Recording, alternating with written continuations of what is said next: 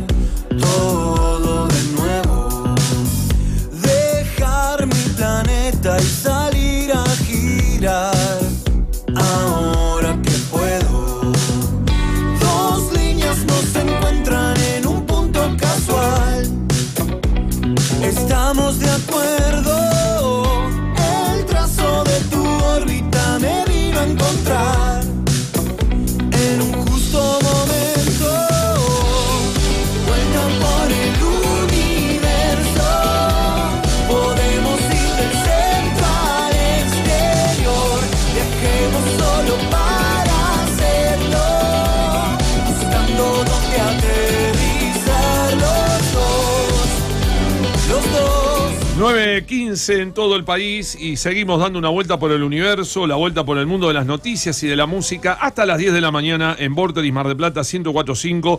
Después llega toda la programación de fin de semana que tiene diseñada y realizada para vos Vorterix. Les recordamos que se pueden comunicar a través del 223-548-1045. También tenemos un Instagram que es @vuelta por el universo MDQ. Y que nos pueden ver y escuchar a través de www.vorterixmdq.com.ar y que hay una app que es Vorterix MDQ. Bueno, nos vamos a ir a la segunda y última entrevista de la mañana, del día de hoy, sábado 4 de octubre. Vamos a recibir del otro lado de la línea, del otro lado de la pantalla, por primera vez también en el programa, a Rubén Darío Busetti, periodista internacional y miembro del equipo de dirección en el Instituto Argentino de Estudios Geopolíticos. ¿Qué tal, Rubén? Buenos días, bienvenido al programa. Marcelo Rojas los saluda. ¿Cómo está? Buen día, compañeros, muy bien. Gracias por la invitación. Bueno, los agradecidos somos nosotros. Bueno, lo primero que le quería consultar, porque salió esta semana que Trump, obviamente, ¿no? El egocentrismo y el narcisismo de Trump, que no tiene límites, diciendo que sería un insulto si no le dan el Premio Nobel de la Paz. ¿Sería un insulto para Trump o sería un insulto para la humanidad que este hombre recibiera el premio? Bueno, a esta altura ya todo es posible, ¿no? Sí, la verdad que sí. La verdad que sí. Pero en realidad es una enorme hipocresía, porque él se jacta de haber terminado algunas guerras, inclusive repite con mucha continuidad el hecho de que la guerra en el este de Europa, si él hubiera estado en el gobierno, no hubiera ocurrido, refiriéndose a que acusando a Biden de haber iniciado ese conflicto. Pero bueno, él se olvida de que en el primer gobierno de él, entre el 2017 y 2021, se armó permanentemente a las fuerzas ucranianas en esa región, ¿no? Así que, bueno, no, por supuesto que es una parodia, es una hipocresía absoluta esa posición, pero bueno, es parte del personaje y es parte también de la situación que hoy está atravesando un occidente y un eje anglosajón en declive, que desesperadamente está tratando de aferrarse a cualquier cosa para tratar de sostener algo de su hegemonía que va perdiendo, ¿no? Ahora, ¿no le parece alarmante o preocupante que no se respete el derecho internacional? Digo, porque me da la impresión que por momentos la ley es letra muerta, ¿no? Porque estoy pensando en los ataques de Israel, de la Marina israelí a la flotilla humanitaria, ¿no? De la ayuda que se le quiso intentar dar en la Franja de Gaza. Y hoy los chicos en el bloque anterior estaban hablando de los ataques en aguas internacionales a esto que se ha dado en llamar el ataque a los botes del narcotráfico en el Mar Caribe. Digo, ¿no hay una preocupación alarmante, digo, esto de no respetar la ley, de no respetar el derecho internacional? Bueno, es un síntoma de la época, ¿no? Y que todavía no ha llegado esa alarma a los grandes sectores populares, ¿no? Que de alguna manera, con la intoxicación que hay a través de la difusión de noticias de los grandes medios de comunicación, están bastante ajenos a esta situación, pero en realidad es de un peligro absoluto y es parte de este escenario que vivimos de declive de un Occidente que no encuentra forma de reconstruir su pasado glorioso, ¿no? Entonces apela a las guerras, al caos, a la incertidumbre y vulnera todo lo que tenga que ver con acuerdos, tratados, derecho internacional. Fíjense que pasó, Occidente pasó muy rápidamente de crear, digamos, organismos internacionales a su medida, a su beneficio, como fueron Fondo Monetario Internacional, Banco Mundial, a partir sobre todo de la Segunda Guerra Mundial, a una instancia donde esas instituciones ya no, digamos, le permitía desarrollar su estrategia y sus objetivos, y pasó a las reglas, ¿no? A las denominadas reglas determinadas por los países centrales de Occidente. Pero hoy ya ni siquiera esas reglas respetan. Hoy directamente propone la ley del más fuerte, con una salvajada nunca vista hasta hoy, ¿no? Y que pone a la humanidad al borde de un conflicto nuclear. Veamos la actitud que está teniendo el gobierno genocida de Israel, ¿no? Mientras los dirigentes de Hamas estaban reunidos en Doha para debatir sobre una propuesta de paz, son bombardeados por el ejército de Israel. Es decir, un atropello absoluto, que ni siquiera respetan lo que ellos dicen, ¿no? Así que, bueno, estamos en esa situación muy compleja y muy peligrosa a nivel internacional, ¿no? Ahora, me dio pie para repreguntarle, porque justo tocó el tema catarí, digo, ¿no le resultó medio sorprendente o raro que el Principado catarí no haya respondido a esa agresión israelí? Hoy Qatar, ¿dónde está, digo? ¿Dónde está ubicado? ¿Dónde se para, digo, en ese conflicto? Bueno, Qatar es un país que tiene un doble juego, como de alguna manera también lo hace Turquía, ¿no? Es decir, Qatar es un aliado de Occidente, pero también protege y digamos asume una posición influyente en el conflicto en Palestina, porque bueno, tanto la monarquía catarí como Hamas son de orientación suní dentro del Islam, ¿no? Pero bueno, tiene ese doble juego permanente, que bueno, es característico, como digo, de algunos países de la región, donde tienen un pie en cada lado, donde no tienen una posición definida y radical a favor de la protección, sobre todo, que deberían tener hoy del pueblo palestino, ¿no? Es decir, lamentablemente la división y esta situación que viven muchos países árabes y la región de Asia Occidental son de alguna forma cómplices de la situación que está viviendo Palestina hoy, ¿no? Por no tener una posición firme, que ellos tienen herramientas de como para hacerlo, porque son grandes productores de petróleo, y que si suspendieran el flujo de petróleo o de alguna manera tomaran alguna medida en ese sentido, podrían ejercer una presión mucho más fuerte de la que están ejerciendo sobre Israel para parar este genocidio, ¿no? Bueno, y hablando de conflictos armados y de conflictos y de amenazas de guerra, sabemos que siempre hay un tema que está en conflicto o en estado de alerta permanente. Usted escribió un libro sobre Taiwán, entre el conflicto y el diálogo sin interferencias. Y yo le quería consultar, digo, hoy por hoy, el tema China-Taiwán, ¿está más cerca de un conflicto, de una guerra armada o de un diálogo con salida?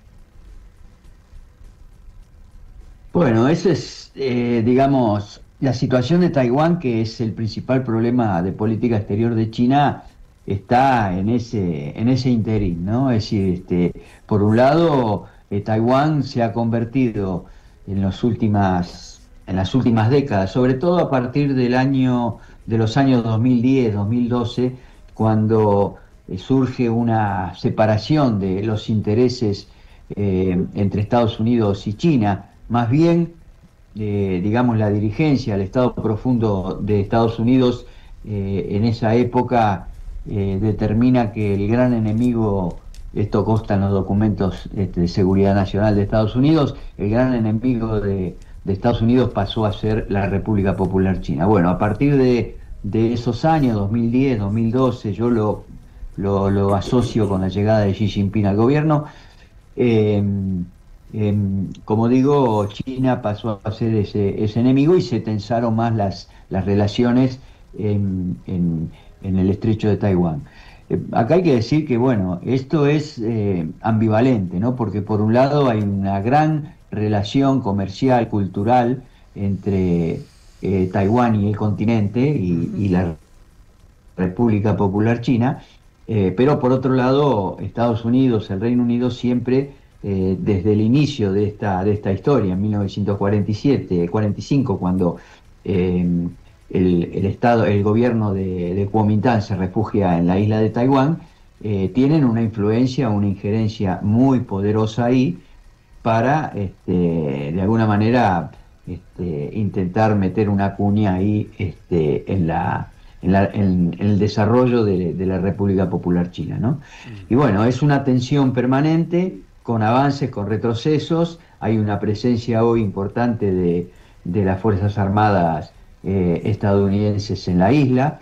Hay inclusive militares estadounidenses asesorando a las Fuerzas Armadas de Taiwán, y son provocaciones permanentes que se van haciendo para tensar la situación, para provocar a China, y para marcar ahí una posición, acompañado todo esto, esta situación en el estrecho, con otras organizaciones que fue creando Estados Unidos y el Reino Unido en el Pacífico Sur, como son los Quad, el acuerdo del cuadrilátero, que se denomina India, Japón, Estados Unidos y el Reino Unido, bueno, el AUKUS también, ¿no? Que también es una alianza militar entre Estados Unidos, el Reino Unido y Australia. Bueno, son todas organizaciones que se fueron creando en los últimos años para consolidar ahí la posición y la alianza entre Estados Unidos, Reino Unido, Japón y Corea del Sur, para intentar contener el despliegue, el desarrollo que está teniendo China, que es, como todos sabemos, es enorme y muy, muy acelerado, ¿no? Y en este sentido Taiwán juega un rol fundamental ahí, ¿no? Bien, bien. Diego. ¿Qué tal, Rubén? ¿Cómo le va? Buen día. Le pregunto sobre la guerra en Ucrania. Digo, ¿cómo ves ese proceso? Digo, si ve que tiene algún final en algún momento, en el corto o mediano plazo, o esto va para largo y quizás a un congelamiento.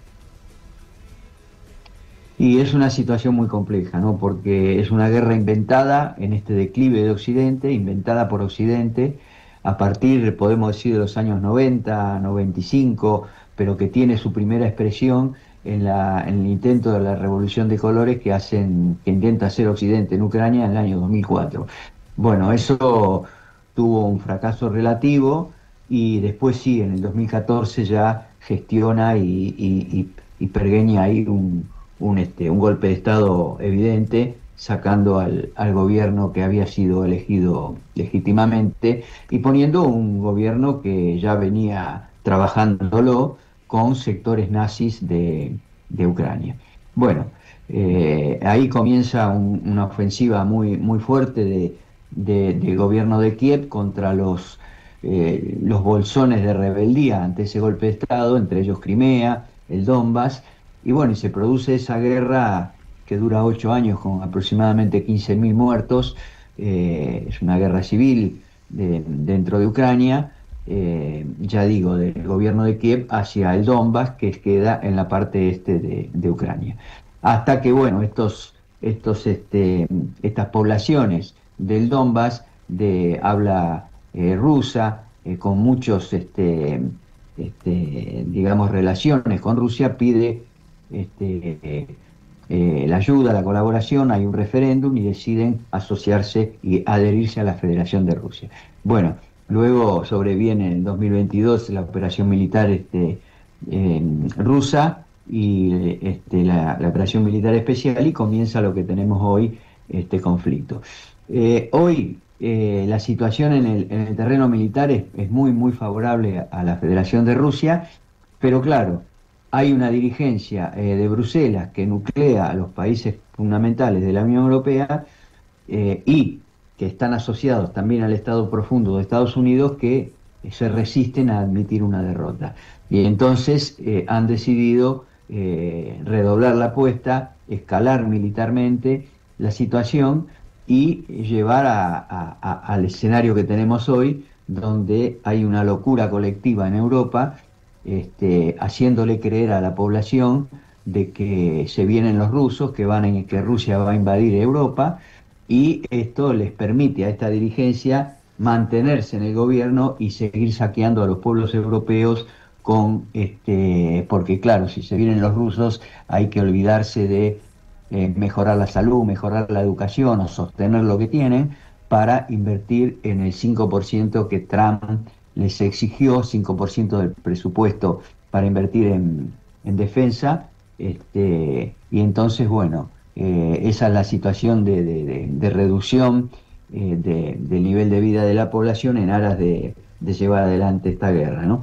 Así que, bueno, una situación muy, muy difícil, muy peligrosa, porque ahí están queriendo mantener, o por lo menos hacerse de misiles de largo alcance. Están hablando de los Tomahawk, que si Estados Unidos se los provee a Ucrania, estaríamos ya directamente en una guerra abierta entre Occidente y Rusia, porque esos misiles tienen alcance para llegar a las grandes ciudades de Rusia, y además solamente pueden ser operados a través de submarinos nucleares o de bases militares de Estados Unidos en Europa, ¿no? Como la de Ramstein ahí en Alemania. Así que, bueno, lamentablemente, bueno, se va escalando esa situación y bueno, con la peligrosidad, digo, de que esto en algún momento termine en una guerra nuclear. Qué buen partener que sería mío, Rubén, porque me dio pie para preguntarle por Qatar, porque justamente tocó el tema Qatar, y acaba de tocar un país que le iba a preguntar justamente sobre eso. Nombró a la pasada Alemania, y ayer se cumplieron 35 años de la reunificación alemana. Le agradezco que me haya dado el pie para hablar de Alemania. Digo, ¿cómo ve hoy Alemania en el concierto de las naciones, dentro de lo que son las potencias europeas? Y si hay una reunificación en teoría, pero en la práctica no. Bueno, esa es una gran pregunta, ¿no? Hay que ir ahí para ver que todavía hay digamos, reservorios de recuerdos, sobre todo de las generaciones más, de personas más grandes, que recuerdan lo que fue la República Democrática Alemana, ¿no? Yo creo que todavía hay que transitar un largo trecho como para hacer una unificación real en cuanto a la integración de las dos sociedades. Pero más allá de eso, yo creo que Alemania es, digamos, el paradigma de lo que le ha pasado a Europa en las últimas décadas, ¿no? Es decir, si uno puede hablar de algún éxito de Estados Unidos en esta guerra, es haber sometido absolutamente a la soberanía de los países europeos. Todos recordamos lo que hablábamos hace 5 o 10 años sobre la locomotora europea, que era, en realidad, era el segundo país, claro, en capacidad de exportación, de una economía con un dinamismo, sobre todo manufacturero, industrial, superlativo. Bueno, todo eso desapareció. Todo eso, Claro. la guerra esta ha terminado con eso. Y el punto de inflexión de todo eso es la voladura del Nord Stream 2. Cosa que es insólito, porque era una obra financiada fundamentalmente por Rusia y por Alemania, también por Noruega y otros países, pero fundamentalmente por Rusia y Alemania, que iba a llevar a toda Europa 55.000 metros cúbicos, millones de metros cúbicos anuales para abastecer a la población y sobre todo a la industria europea y sobre todo a la industria alemana. Bueno, eso quedó en la nada con la voladura, esta voladura que después hay bastantes pruebas en el sentido de que estuvo implicada la CIA, el MI6 de Gran Bretaña, etcétera, etcétera, todo ese conjunto de servicios de inteligencia. Pero el gran perjudicado de todo eso fue, por supuesto, el continente europeo, las poblaciones, pero desde el punto de vista del desarrollo industrial, el primer damnificado fue Alemania. Y hoy Alemania, bueno, está sometida absolutamente a esa situación. No olvidemos que Merz, el primer ministro alemán, es un hombre de la banca Rothschild, de la banca BlackRock, ¿no? Fue CEO de BlackRock. Entonces, bueno, ahí tenemos una respuesta de lo que está pasando. Así como Macron es un hombre de la banca Rothschild, ¿no? Sí. Así que, bueno, ahí tenemos una explicación de un poco de lo que está pasando en el mundo, en el sentido de que es ese capital financiero el que está controlando muchos estados y está llevando a esta situación de maltusianismo social y de riesgo de guerra nuclear. Ahora, por sí o por no, digo, el euro se sigue sosteniendo por la economía alemana, porque veo que cuando recién salió el euro decían, se cae Alemania, se desploma el euro. Hoy, ¿Alemania es garante de la continuidad del euro o no? No, yo creo que no es garante absolutamente Alemania del sostenimiento del euro.